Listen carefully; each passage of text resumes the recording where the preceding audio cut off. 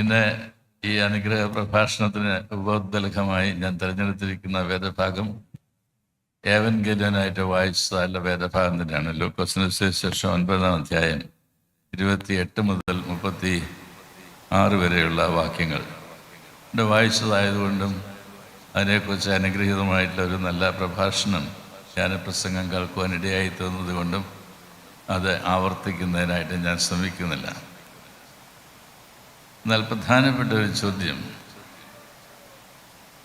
when did you last intensively pray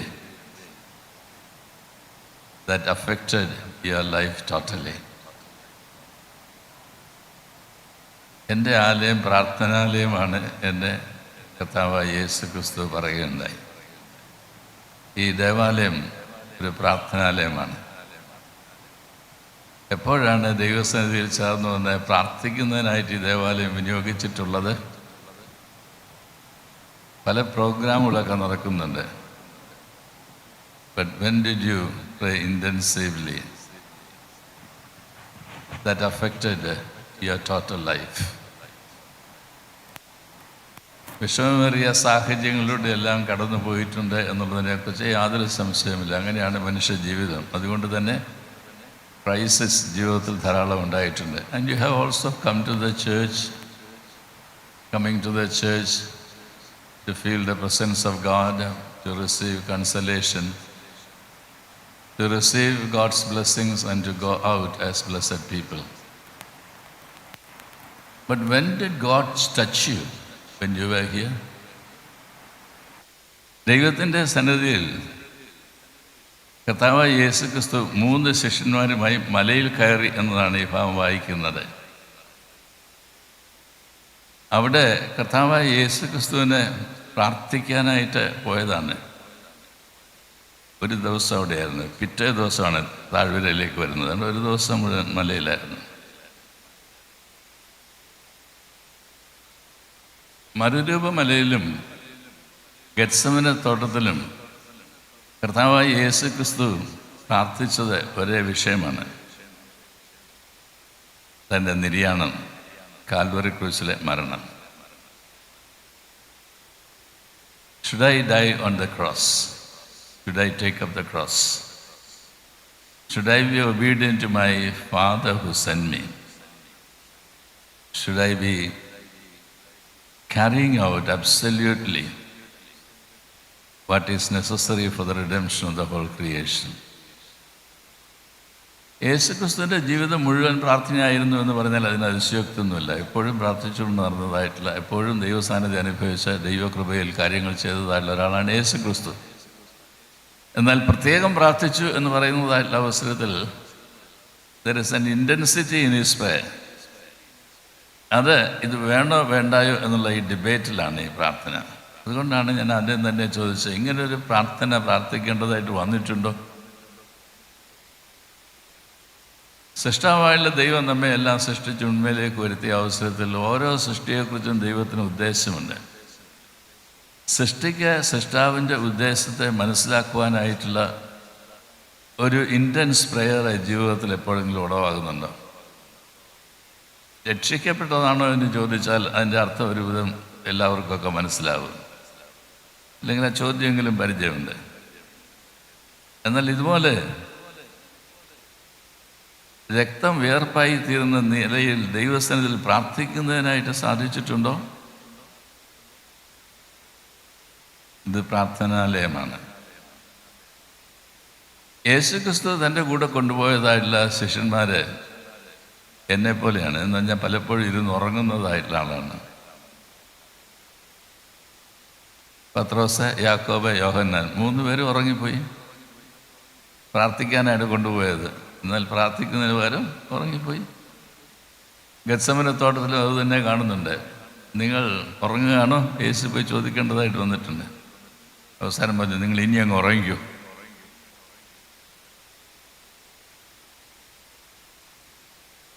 എന്ത് പ്രാർത്ഥിക്കുന്നതിനായിട്ടാണ് ദേവാലയത്തിൽ വരുന്നത് എന്നുള്ളതായുള്ള ചോദ്യം വളരെ പ്രാധാന്യമർഹിക്കുന്നതായിട്ടുള്ള ഒന്നാണ്.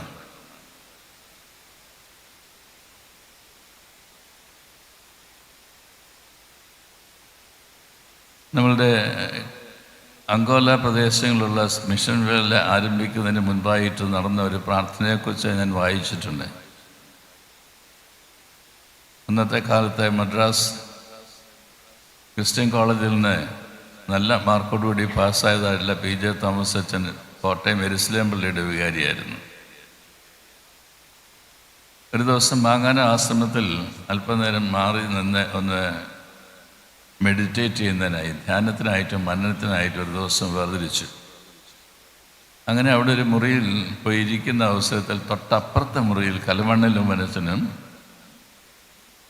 മറ്റേ 2 സ്നേഹിതരും എത്തിച്ചേർന്നിട്ടുണ്ടായിരുന്നു. ആ കാലത്തെ സഭയിൽ ലീഡർഷിപ്പ് നന്നായിട്ടുണ്ടായിരുന്നു എന്നതുകൂടി ഓർത്തിരിക്കേണ്ടതാണ്. അതെന്താ ഇന്ന് അസ്തമിച്ചുകൊണ്ടിരിക്കുന്നത് എന്നത് വേറൊരു ചോദ്യമാണ്. Leadership CP Mathew sir, Ittyvara sir ആദ്യമായിട്ടുള്ള ആളുകളെല്ലാം എപ്പോഴും കൺസേൺഡ് അബൌട്ട് ദ ചേർച്ച്. അതുകൊണ്ട് സഭയുടെ എല്ലാ കാര്യങ്ങളിലും ഓർത്ത് പ്രാർത്ഥിക്കുന്നതിനായിട്ടും വേണ്ട വഴികളെക്കുറിച്ച് ചിന്തിക്കുന്നതിനായിട്ടും മെത്രാപ്പൊലീത്ത തിരുമേനിമാരോട് ചേർന്ന് ആലോചിക്കുന്നതിനായിട്ടുമൊക്കെ അവർ സമയം കണ്ടെത്തിയിരുന്നു.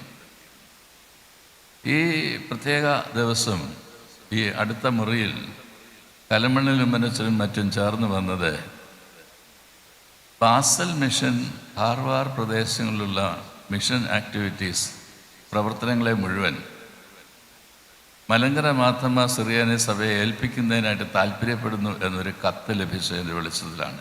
ആരെയാണ് നമുക്ക് അവിടേക്ക് അയക്കാൻ സാധിക്കുന്നത്?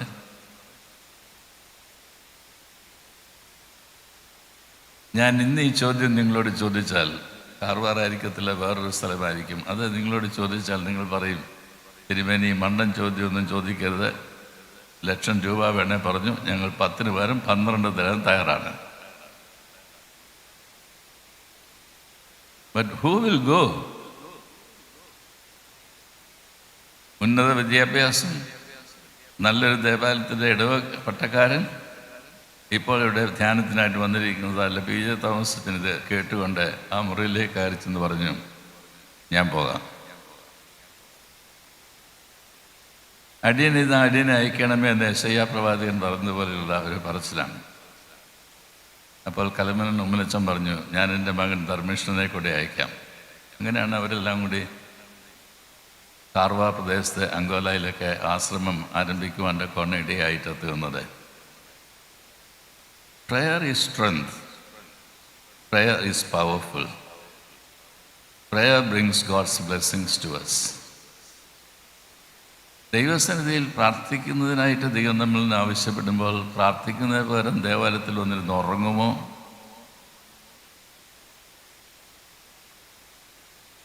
ഉണർന്നിരുന്ന് പ്രാർത്ഥിക്കുമോ? ഇവർ ഉണർന്ന അവസരത്തിൽ, പത്രോസും കൂട്ടരും ഒക്കെ ഉണർന്നതായിട്ടുള്ള അവസരത്തിൽ തേജസ്സുള്ളവനായിട്ട് യേശുവിനെ കാണുകയാണ്, മോശയോടും ഏലിയാവിനോടും കൂടി.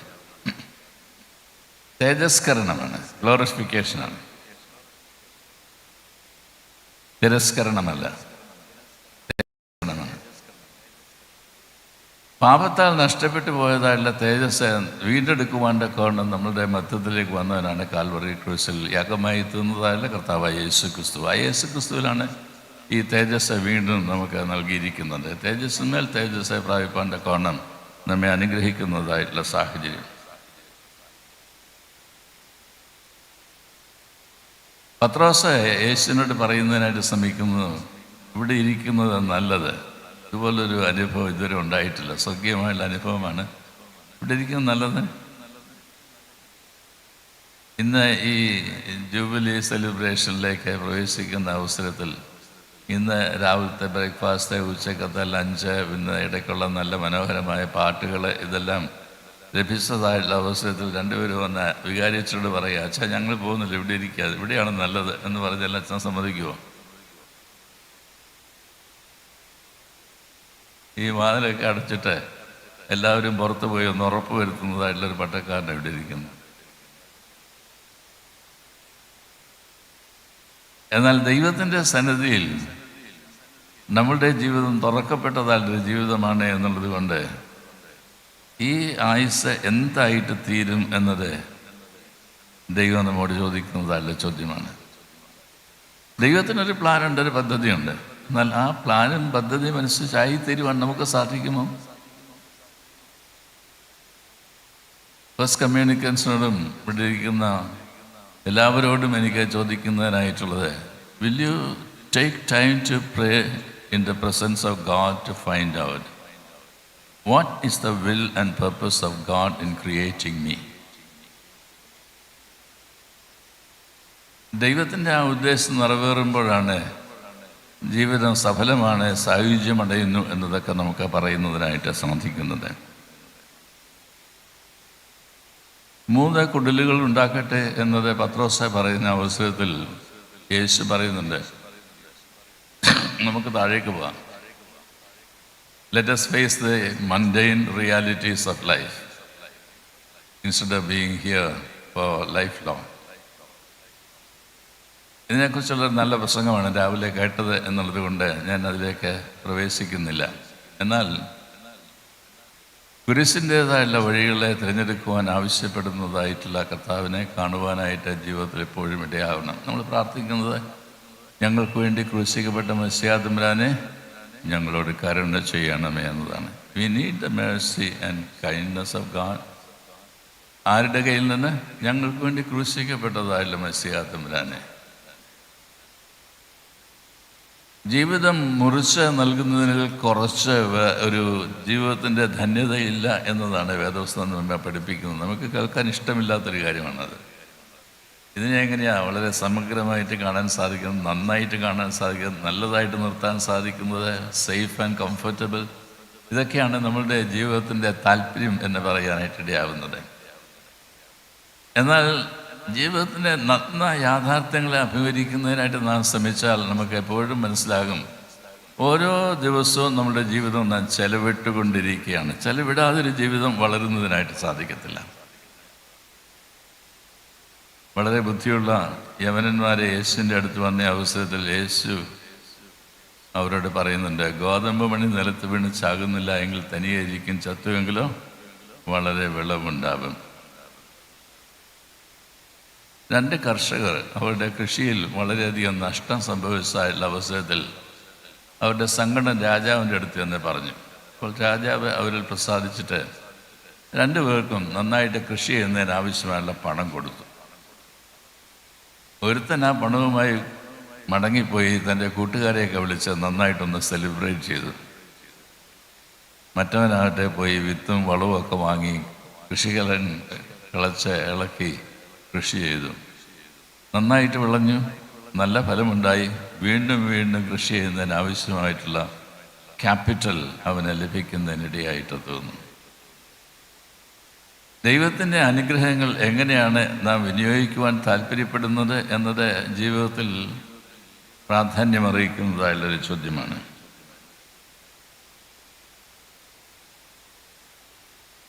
God always had a preferential option for the people who were marginalized or people who were suffering. ഈ കാലഘട്ടത്തിൽ വേദപഠന സഹായി ഉപയോഗിച്ച് വായിക്കുന്ന ആളുകളൊക്കെ വായിച്ചുകൊണ്ടിരിക്കുന്ന വേദഭാഗം മിസ്രൈം പ്രദേശത്തുള്ള ജനത്തിൻ്റെ നടുവിൽ എങ്ങനെയാണ് ദൈവം പ്രവർത്തിക്കുന്നത് എന്നുള്ളതാണ്. അവരെ അടിമകളായി വെച്ചുകൊണ്ടിരുന്നതായുള്ള ഫറവോൻ്റെ മുമ്പിൽ ദൈവം പ്രത്യക്ഷപ്പെടുന്ന അവസരത്തിൽ ആദ്യത്തെ 1-2 ബാധ കഴിഞ്ഞിട്ട് പിന്നീട് പത്രോസിനോട് പറയുമ്പോൾ എല്ലാം പറയുന്നുണ്ട്, എബ്രായരുടെ ദൈവം. അതിൻ്റെ അർത്ഥം തന്നെ മിസ്രൈമ്യരുടെ ദൈവം എന്ന് പറയാൻ ശ്രമിക്കുന്നില്ല, എബ്രായരുടെ ദൈവമാണ്. നിങ്ങൾ നിങ്ങളുടെ ജീവിതത്തിൽ കണ്ടുകൊണ്ടിരിക്കുന്നതും ഓമനിച്ചു കൊണ്ടിരിക്കുന്നതും ജീവിതത്തിൻ്റെ കേന്ദ്രത്തിൽ സ്ഥാപിച്ചിരിക്കുന്നതുമായിട്ടുള്ള ഒന്നല്ല ജീവനുള്ള ദൈവം.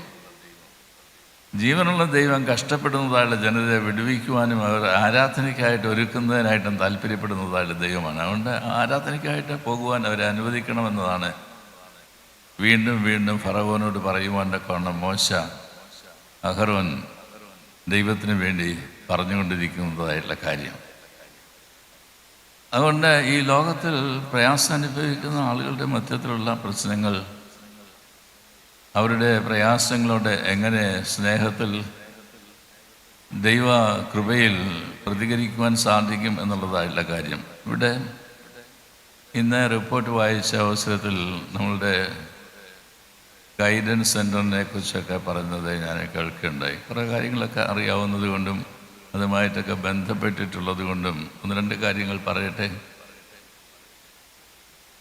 ആശുപത്രിയിൽ രോഗികൾക്ക് വേണ്ടി നൽകുന്നതായിട്ടുള്ള ഭക്ഷണം ബൈസ്റ്റാൻഡേഴ്സ് കഴിക്കുന്നു എന്നതുകൊണ്ടും അവർക്ക് അന്തിയുറങ്ങുവാനായിട്ടൊരു സ്ഥലമില്ല എന്നത് മനസ്സിലാക്കിക്കൊണ്ടും അന്നത്തെ ഭദ്രാസന അധ്യക്ഷനായിരുന്ന ക്രിസോസ്റ്റം തിരുമേനി നിങ്ങളോടെല്ലാം പറഞ്ഞതിൻ്റെ വെളിച്ചത്തിലാണ് ഇവിടെ ഈ ഗൈഡൻസ് ഹോം ആരംഭിക്കുവാൻ ഇടയായിട്ട് തീർന്നത്. അതുകൊണ്ട് ഇന്ന് സഭയുടെ അനേക സ്ഥലങ്ങളിൽ ഗൈഡൻസ് സെൻ്റർ ഉണ്ടായിട്ടുണ്ട്. അതിനെക്കുറിച്ചുള്ളൊരു ചിന്ത ഉണർന്നിട്ടുണ്ട് എന്നത് വളരെ നല്ലതാണ്. എന്നാൽ നോട്ട് ആഡിക്വറ്റ്ലി. അടുത്ത സമയത്ത് ഈ റാന്നി ഡയസിസിൽ ഫോറസ്റ്റിൽ താമസിക്കുന്നതായുള്ള ട്രൈബൽസ്, അവരിൽ ഒരു കുഞ്ഞിനെ കാട്ടിൽ നിന്ന് ഇറങ്ങി വന്നതായിട്ടുള്ള പുലി പിടിച്ചു, തലയിൽ കൈകൊണ്ട് മാന്തി മുറിവേൽപ്പിച്ചു. ഇതൊക്കെ നമ്മൾ പത്രത്തിൽ വായിച്ചതല്ലൊരു സംഭവമാണ്. അപ്പോൾ ആ കുഞ്ഞിനെ എത്രയും വേഗം ആശുപത്രിയിൽ കൊണ്ടുപോയി ആ കുഞ്ഞ് ആശുപത്രിയിലൂടെ രക്ഷ പ്രാപിച്ചുകൊണ്ടിരിക്കുന്നു. നല്ല വർത്തമാനം. എന്നാൽ മറുവശം, ഈ കുഞ്ഞിനെ കൊണ്ട് ഓടി ആശുപത്രിയിലേക്ക് പോയതായിട്ടുള്ള അപ്പനും അമ്മയ്ക്കും കൂടെ പോയതായിട്ടുള്ള ആളുകൾക്കും ഉടുതുണി അല്ലാതെ വേറൊരു തുണിയില്ല. ഇപ്പോൾ ഒരാഴ്ചയിൽ കൂടുതലെങ്കിലും ആശുപത്രിയിൽ കഴിയേണ്ടി വരുന്ന അവസരത്തിൽ അവരെങ്ങനെ അവിടെ കഴിയും? നമ്മളുടെ ചിന്തയൊക്കെ ബ്ലാങ്കാണ്. ഇതേക്കുറിച്ചൊന്നും നമ്മളാരും ചിന്തിക്കാറില്ല. ചിന്തിച്ചിട്ടെന്നാ കാര്യം? അങ്ങനെ എത്രയോ ആൾക്കാരുണ്ട് എന്ന് വേണമെങ്കിൽ പറഞ്ഞ് ഒഴിവൊഴിവ് പറയുന്നതിനായിട്ട് ശ്രമിക്കും. ഒരു തുണി മാറി ഉടുക്കുവാനായിട്ട് തുണിയില്ല. ഒരു നേരത്തെ ആഹാരം മാത്രമേ കിട്ടുകയുള്ളൂ. അത് പേഷ്യൻറ്റിന് വേണ്ടിയിട്ടുള്ള ആഹാരമാണ്. അത് നിങ്ങൾക്കറിയാവുന്ന കാര്യമാണ്. വൈകിട്ട് കഞ്ഞി വാങ്ങിക്കുന്നതിനായിട്ട് കിട്ടും, എന്നാൽ വാങ്ങിക്കാനായിട്ടുള്ള പൈസ ഇല്ല. പൈസ എവിടുന്നെങ്കിലും കിട്ടിയാൽ തന്നെ വാങ്ങിക്കാനായിട്ടുള്ള പാത്രമില്ല. കഞ്ഞി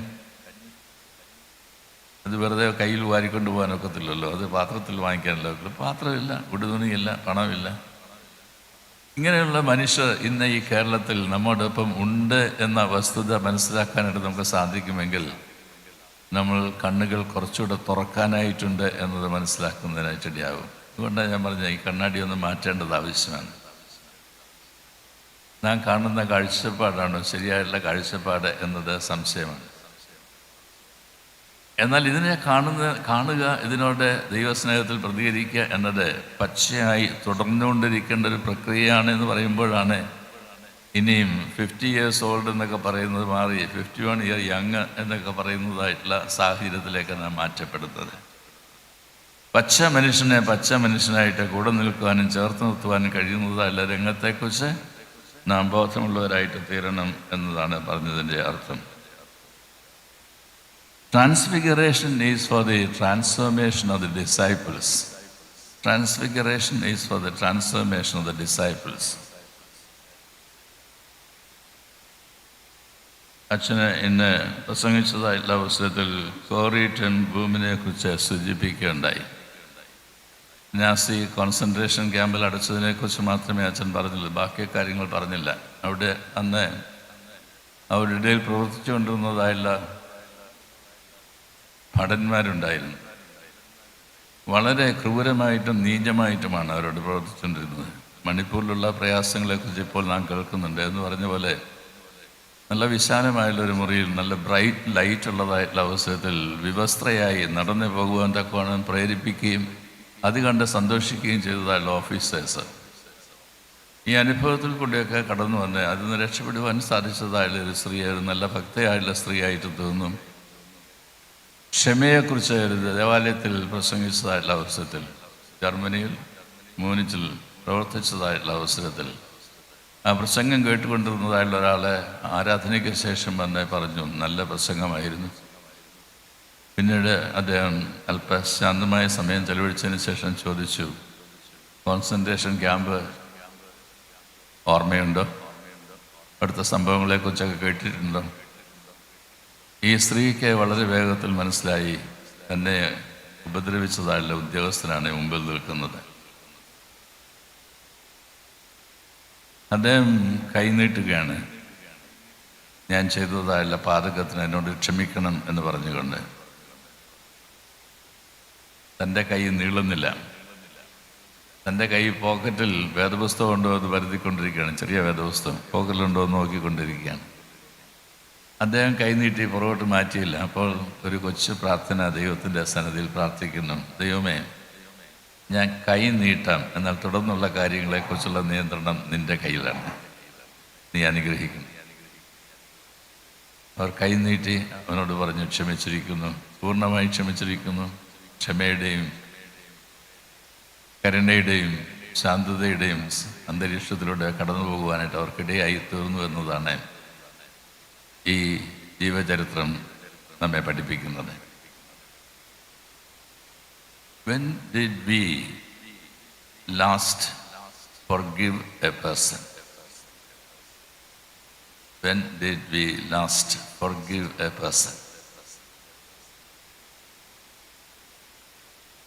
പ്രത്യക്ഷത്തിൽ ഒന്നും ചെയ്യാൻ സാധിച്ചില്ലെങ്കിൽ തന്നെയും മനസ്സിൻ്റെ ഉള്ളിൽ കുമിഞ്ഞുകൂടി ഉമ്മത്തിയെ അത് തീ വേവുന്നത് പോലെ മനസ്സിനുള്ളിൽ വേവുന്നതായിട്ടുള്ള അനുഭവങ്ങളെ ജീവിത യാഥാർത്ഥ്യമായിട്ട് കാണുവാനായിട്ട് ഇടയായി തീർന്നിട്ടുണ്ടോ? പ്രിജുഡീസോടുകൂടി ബയസോടുകൂടി ചില ആളുകളെയൊക്കെ കാണുന്നതായിട്ടുള്ള അവസരം, എനിക്കറിയാം എന്ന് പറയുന്നതായിട്ടുള്ള അവസരം, നമ്മളുടെ മനസ്സിൽ കയ്പ് തോന്നിയിട്ടുള്ള അവസരം, കണ്ണുനീര് ധാരധാരായിട്ട് ഒഴുകുന്നതായിട്ടുള്ള അവസരം. God is asking us to forgive. നിന്റെ കടക്കാരോട് നീ ക്ഷമിച്ചതുപോലെ ഞാനും നിന്റെ കടങ്ങൾ ക്ഷമിക്കുന്നു എന്ന് പറയുന്നതായിട്ടുള്ള ദൈവത്തിൻ്റെ സന്നിധിയിൽ ചേർന്ന് വരുമ്പോൾ ജീവിതത്തിൻ്റെ രൂപാന്തരമാണ് ദൈവം തമ്പുരാൻ ആഗ്രഹിക്കുന്നത് എന്നത് ഓർത്തിരിക്കേണ്ടതാണ്. ഞങ്ങളുടെ ഇടവക ദിനത്തിനെ പ്രസംഗിക്കാൻ, അതോ ക്രിസ്മസിനാണ് പ്രസംഗിക്കാൻ വന്നതായിട്ടുള്ള ജിജി തോംസൺ അടുത്ത സമയത്ത് എഴുതിയതായിട്ടൊരു പുസ്തകമുണ്ട്. കൊടുങ്കാറ്റിലെ നെയ്ത്തിരി എന്ന് പറയുന്നതായ തലക്കെട്ടിലാണ് ആ പുസ്തകം എഴുതിയിരിക്കുന്നത്. കെടുകാറ്റിലെ നെയ്ത്തിരി. ഞാൻ ചോദിച്ചു, കെടു എന്ന് പറയുന്ന വാക്കിൻ്റെ അർത്ഥം എന്നാ? അതുകൊണ്ട് പഠിക്കാനായിട്ടൊക്കെ ഇടയായിട്ട് തോന്നും. വളരെ ഇൻറ്റൻസ് ആയിട്ടുള്ള ഒന്നാണ്, ഇല്ലാതെയാക്കി തീർക്കുന്നതായിട്ടുള്ള ഒന്നാണ് കാറ്റ് എന്ന് പറയുന്നത്. അങ്ങനെയുള്ള കാറ്റ്, കെടുത്തിക്കളയുന്നതായിട്ടുള്ള കാറ്റെന്ന് പറയുന്നത്. അതിൽ കത്തി നിൽക്കുന്നതായിട്ടുള്ള നെയ്ത്തിരി. ഈ വിളക്കൊക്കെ കത്തിക്കാനായിട്ട് കൊണ്ടുപോകുന്നൊരു തിരിയില്ല, ഇങ്ങനെ നമ്മൾ അതിനകത്ത് നെയ്യൊഴിച്ച് കത്തിക്കുന്നതായിട്ടുള്ള അവസരത്തിൽ തിരി കെടാതെ നിൽക്കുന്നതായിട്ടുള്ള സാഹചര്യം അത് ചൂണ്ടിക്കാണിച്ചുകൊണ്ടാണ് പറയുന്നത് കെടുകാറ്റിലെ നെയ്ത്തിരി. തൻ്റെ ജീവിതത്തെക്കുറിച്ചാണ് ജിജി തോംസൺ പറയുന്നതിനായിട്ട് ശ്രമിക്കുന്നത്. എനിക്ക് ഹൃദയാഘാതമുണ്ടായി. ഒന്നല്ല, 2 പ്രാവശ്യം ഉണ്ടായി. 2ാമത്തെ പ്രാവശ്യം അദ്ദേഹം ആശുപത്രിയിൽ അഡ്മിറ്റഡായ അവസരത്തിൽ, അദ്ദേഹം അൺകോൺഷ്യസ് ആയിരുന്ന അവസരത്തിൽ തൻ്റെ ജീവിതത്തിലേക്കൂടെയൊക്കെ യാത്ര ചെയ്യുകയാണ്. അൺകോൺഷ്യസ് ആയിട്ട് ജീവിതത്തിൽ കൂടെയൊക്കെ യാത്ര ചെയ്യുകയാണ്. ആ യാത്രയിൽ ദൈവത്തോടടുക്കുവാൻ കഴിയുന്നു എന്ന് മാത്രമല്ല, അനേകരോട് ക്ഷമിക്കുന്നുണ്ട്. ഒരു IAS ഓഫീസറായി പ്രവർത്തിച്ചതല്ല രംഗങ്ങളിൽ തനിക്ക് അഭിമുഖീകരിക്കേണ്ടി വന്നതായുള്ള തിക്തമായ അനുഭവങ്ങളെക്കുറിച്ചൊക്കെ സൂചിപ്പിക്കുന്ന ഒരു ഭാഗമാണ്. അവിടെ പറയുന്നുണ്ട്, ഞാൻ ക്ഷമിക്കുന്നു എല്ലാവരോടും, കാരണം എനിക്ക് ആത്യന്തികമായിട്ട് ദൈവസന്നിധിയിൽ പോകാനായിട്ട് ഇടയാവണം. അവിടെ ശത്രുക്കളില്ല, അവിടെ എല്ലാവരും സഹോദരങ്ങളാണ്. അവിടെ പോകുന്നതിനായിട്ട് ഇടയാവണം. അതുകൊണ്ട് എൻ്റെ ശത്രുക്കളെ മിത്രങ്ങളാക്കി തീർക്കുന്ന സാഹോദര്യമെന്ന് ഉറപ്പിക്കുന്നതായുള്ള ജീവിതത്തിലേക്കാണ് ഞാൻ പ്രവേശിക്കേണ്ടത് എന്നത് മനസ്സിലാക്കുന്നതായിട്ടുള്ള അവസരം.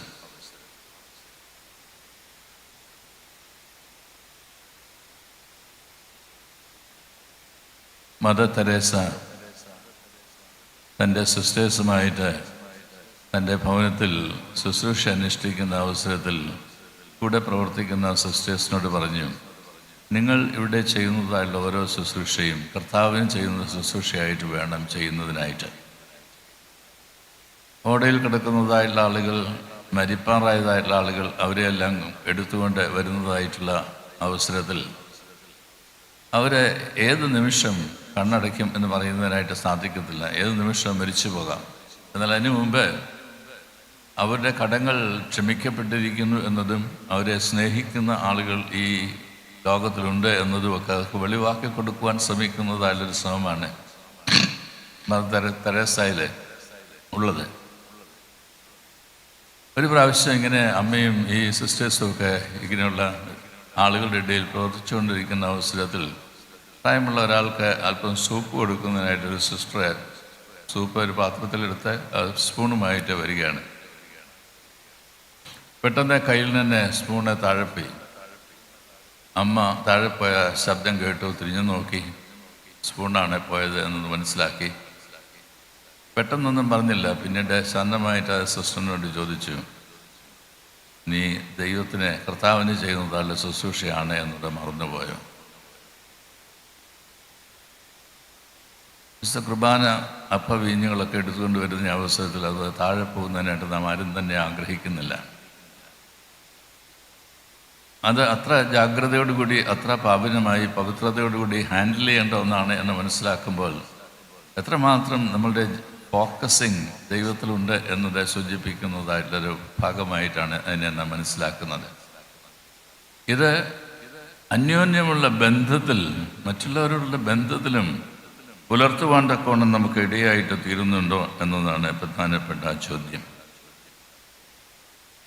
ദൈവത്തിൻ്റെ തേജസ്, ആ തേജസ്സുള്ളവരായി ഈ ലോകത്തിൽ കാണപ്പെടുവാനായിട്ടിടയാവുന്നത് നാം ചെയ്യുന്നതായ എല്ലാ കാര്യങ്ങളും കർത്താവിന് എന്ന വണ്ണം ഈ ലോകത്തിൽ ചെയ്യുവാനായിട്ടിടയായിട്ട് തീരുമ്പോഴാണ്. ഇന്ന് മിഷൻ സൺഡേ ആണ്. അതുകൊണ്ട് തന്നെ മിഷണറി പ്രവർത്തനങ്ങളെക്കുറിച്ചൊക്കെ ഒത്തിരി ചിന്തിക്കേണ്ടതും മനസ്സിലാക്കേണ്ടതും അതിനായിട്ട് നമ്മെ തന്നെ കമ്മിറ്റ് ചെയ്യേണ്ടതുമായിട്ടുള്ള ഒരു അവസരമാണ്. മിഷൻ എന്നൊക്കെ നമ്മൾ പറയുന്ന അവസരത്തിൽ നമുക്ക് പരിചയമുള്ള ചില മിഷൻ ഫീൽഡുകളെക്കുറിച്ചും മിഷണറീസിനെ കുറിച്ചും ഒക്കെയാണ് നമ്മുടെ മനസ്സിൽ ഓർമ്മ വരുന്നത്. എന്നാൽ നമുക്ക് ദൈവം നൽകിയിരിക്കുന്ന ജീവിത രംഗത്ത് തന്നെ ധാരാളം മിഷൻ ഫീൽഡുകളുണ്ട് എന്നത് മനസ്സിലാക്കാനായിട്ട് ഇടയായിട്ട് തീരും. When there is a right vision, you find mission also. When there is a right vision, you also find the mission. അത് തൊട്ടടുത്തുണ്ടായിരിക്കും, ദൂരെയെങ്കും പോകേണ്ടതായിട്ട് ആവശ്യകതയില്ല. ഒരു പോലീസ് ഉദ്യോഗസ്ഥനും ഭടന്മാരും അവർ കാർഗിൽ പ്രദേശത്ത് യാത്ര ചെയ്യുകയാണ്. അതിർത്തിയിലേക്കുള്ള യാത്രയാണ്. വളരെ പ്രതികൂല സാഹചര്യങ്ങളുടെ നടുവിൽ ഉള്ള യാത്രയാണ് എന്നത് മനസ്സിലാക്കാൻ കഴിയുമല്ലോ. അങ്ങനെ യാത്ര ചെയ്യുന്ന അവസരത്തിൽ ഈ പോകുന്ന എല്ലാവർക്കും ചായ കുടിക്കണമെന്ന് തോന്നി. ടീ ബ്രേക്ക് എവിടെ കിട്ടാന്? അവരിങ്ങനെ പരുതി നടക്കുന്ന അവസ്ഥയിൽ അടച്ചിട്ടിരിക്കുന്നതായുള്ളൊരു കെട്ടിടം കണ്ടു. അപ്പോൾ അതിൻ്റെ ഈ തടി കൊണ്ടൊക്കെ അടച്ച് വെച്ചിരിക്കുന്ന ഭിത്തിയുടെ ഇടയിൽ കൂടെ കാണാവുന്ന ഇത് ഒളിഞ്ഞൊക്കെ നോക്കിയതായിട്ടുള്ള അവസരത്തിൽ അതിനകത്ത് ഈ പറഞ്ഞ ചായക്കുള്ള എല്ലാ സാധനങ്ങളും ഉണ്ട്. ചായപ്പൊടിയുണ്ട്, പഞ്ചസാരയുണ്ട്, വെള്ളമുണ്ട്, കെറ്റിലുണ്ട്, ഇതെല്ലാം ഉണ്ട്. എന്നാൽ ആ കട അടച്ചിട്ടിരിക്കുകയാണ്. സോൾജേഴ്സ് എന്നുള്ള നിലയിൽ ഈ കട പൊട്ടിക്കണമോ വേണ്ടായോ? ഇതാണ് ഓഫീസർക്കുള്ളതായിട്ടുള്ള മനപ്രയാസം. അവസാനം ഈ ചായ കുടിക്കുന്നതിനുള്ള തീഷ്ണത വളരെ വലുതാണ് എന്ന് മനസ്സിലാക്കിയപ്പോൾ പൊട്ടിക്കാനായിട്ട് പറഞ്ഞു. അവർ കയറി ഇഷ്ടം പോലെ ചായ ഉണ്ടാക്കി കുടിച്ചു. പിന്നീട് തുടർന്നുള്ള യാത്രയിലേക്ക് അവർ പോകുമ്പോൾ വാതിലൊക്കെ ചാരിയിട്ടിട്ട് പോകാനായിട്ട് ശ്രമിച്ചപ്പോൾ ഓഫീസറെ തൻ്റെ പേഴ്സിൽ നിന്ന് ഒരു 2000 രൂപയുടെ നോട്ടെടുത്ത് ആ പഞ്ചസാര പാത്രത്തിൻ്റെ അടിയിൽ വെച്ചിട്ടേ പോയി മടങ്ങി വരുന്നതായിട്ടുള്ള ആളുകൾ, കുറേ നാൾ കഴിഞ്ഞിട്ടാണ് മടങ്ങി വരുന്നതായിട്ടുള്ള ആളുകൾ വീണ്ടും ഈ കടയിൽ കയറുന്നതിനിടയായിട്ട് തോന്നുന്നു. അപ്പോൾ ഈ സോൾജേഴ്സ് ചോദിച്ചു, ഇവിടെ ഈ ചായക്കട കിടത്തിയാൽ നിനക്ക് എങ്ങനെയാണ് ജീവിക്കാൻ കഴിയുന്നത്? അവൻ പറഞ്ഞു, ദൈവമാണ് എന്നെ പുലർത്തുന്നത്. എനിക്ക് ഓരോ ദിവസം ആവശ്യത്തിനുള്ളതൊക്കെ കിട്ടും. എല്ലാ ദിവസവും അങ്ങനെയാണ്. അപ്പോൾ അദ്ദേഹം പറഞ്ഞു, അല്ല, ചില ദിവസങ്ങളൊക്കെ എനിക്ക് കൂടുതൽ പണം ആവശ്യമുള്ള അവസ്ഥകളൊക്കെ ഉണ്ടാകാറുണ്ട്. അടുത്ത സമയത്ത് ആശുപത്രിയിലേക്ക് എൻ്റെ ഭാര്യയെ കൊണ്ടുപോകേണ്ടി വന്ന അവസരത്തിൽ 1000 രൂപയുടെ ആവശ്യമുണ്ടായിരുന്നു. ഞാൻ അന്നും എൻ്റെ ചായക്കട നടത്തുന്നതിനായിട്ട് ഇവിടെ വന്നു. അങ്ങനെ വന്ന് എൻ്റെ ചായക്കട തുറന്ന അവസരത്തിൽ ദൈവം എന്നോട് വലിയ കരുണ കാണിച്ചു. ഞാൻ 1000 ആഗ്രഹിച്ച, ഇവിടെ 2000 ഇരിപ്പുണ്ട്. ഓഫീസർ പറഞ്ഞു, മിണ്ടിയേക്കരുത്. അവരിത് കേട്ടുകൊണ്ടിരുന്നു. എന്താണ് ചായക്കടക്കാരൻ ഇവരോട് പറയുന്നതിനായിട്ട് ശ്രമിക്കുന്നത്? ഉള്ളത് കൊണ്ട് തൃപ്തി അടഞ്ഞ് ജീവിക്കുന്നതിനായിട്ട് ശ്രമിക്കുമ്പോൾ ഇതിൽ സംതൃപ്തനായിട്ട് ജീവിക്കാൻ കഴിയും എന്ന് പറയുന്നതായുള്ള അവസരത്തിൽ നമ്മളുടെ പ്രയാസ സാഹചര്യങ്ങളിൽ നമ്മെ നടത്തുന്നതായുള്ള ദൈവത്തെ ജീവിതത്തിൽ കാണാനായിട്ട്, അറിയാനായിട്ട്, അനുഭവിക്കുന്നതിനായിട്ട് സാധിക്കും. ഒരു ചോദ്യം, ഇത് ദൈവം നമുക്ക് നൽകുന്നത് കാണുന്നതിന് പകരം വാതിലടയ്ക്കുകയാണോ ചെയ്യുന്നത്? ദൈവമൊന്നും വേണ്ട, ഞങ്ങൾ അധ്വാനിച്ചുണ്ടാക്കിക്കോളാം, ഇഷ്ടം പോലെ ബാങ്കിൽ ചരിതിച്ച് വെച്ചോളാം, അല്ലെങ്കിൽ ആസ്തിയുണ്ട് എന്ന് പറയുന്നതായുള്ള സാഹചര്യമാണോ? ജീവിതത്തിൻ്റെ പെയിൻ, റിസ്ക് എടുക്കേണ്ടി വരുന്ന സാഹചര്യത്തിൽ not on your merit but on the grace of God that you can find the blessing of life. ഇത് പറയുന്നതിനായിട്ട് സാധിക്കും. Not on your merit, not on the bank balance, not on the wealth that you have, not the inheritance that you may have. God, by His grace, will lead and guide you. ഇതാണ് തേജസ്സിൻ്റെതായിട്ടുള്ള പ്രത്യേകത എന്ന് പറയുന്നത്. തേജസ്കരണം ഉണ്ടാവേണ്ടത് ഇവിടെയാണ്. ഒരു missionary ആയിട്ട് പോകാനായിട്ട് ആവശ്യപ്പെട്ടാൽ എന്ത് കണ്ടീഷൻസൊക്കെയാണ് നമ്മൾ വെക്കേണ്ടി വരുന്നത്, എന്തൊക്കെ കാര്യങ്ങളാണ് ചിന്തിക്കേണ്ടി വരുന്നത്. God remains as Lord and master. ജീവിതത്തിൽ എല്ലാ ദിവസവും രാവിലെ പറഞ്ഞുകൊണ്ട് ആരംഭിക്കുന്നതാണ്, God remains as Lord and master. അവൻ എൻ്റെ ജീവിതത്തിൻ്റെ നാഥനാണ്, നായകനാണ്, നടത്തിപ്പുകാരനാണ്, പരിപാലകനാണ്, അവൻ മതിയായവനാണ്. ഇത് ജീവിതത്തിൽ നുകർന്നനുഭവിക്കാൻ ഇടയായിട്ട് തീരുക എന്നതാണ് നമ്മുടെ ഈ കൂടിവരവ് കൊണ്ട് ആഗ്രഹിക്കുന്നത്, ഒരു ഇടവ ജീവിതം കൊണ്ട് ആഗ്രഹിക്കുന്നത്. ഓരോ മൈൽ സ്റ്റോണും ഇടവ ജീവിതത്തിൽ മുന്നോട്ട് പോകുവാൻ തക്കവണ്ണം ഇടയായിട്ട് തരുമ്പോൾ നാം പഠിക്കുവാനായിട്ട് ശ്രമിക്കേണ്ടത്. ഈ അനുഗ്രഹീതമായുള്ള അനുഭവം ഈ ഇടവയിൽ ആരാധിച്ചുകൊണ്ടിരിക്കുന്നതായുള്ള എല്ലാവർക്കും, ആ ബാലവൃന്ദം, വൈദങ്ങൾ ഉൾപ്പെടെ എല്ലാവർക്കും ജീവിതത്തിൽ ഉളവാകുവാൻ തക്കവണ്ണം, ദൈവത്തിൽ ആശ്രയിക്കുവാൻ തക്കവണ്ണം, ദൈവകൃപ അനുഭവിപ്പാൻ തക്കവണ്ണം എല്ലാ നാളും സാധ്യമായി തീരട്ടെ എന്നുള്ള ആശംസയോടുകൂടി, പ്രാർത്ഥനയോടുകൂടി ഞാൻ എൻ്റെ വാക്കുകൾ ചുരുക്കുന്നു. ദൈവനാമം മഹത്വപ്പെടുവാൻ ഇടയാവട്ടെ.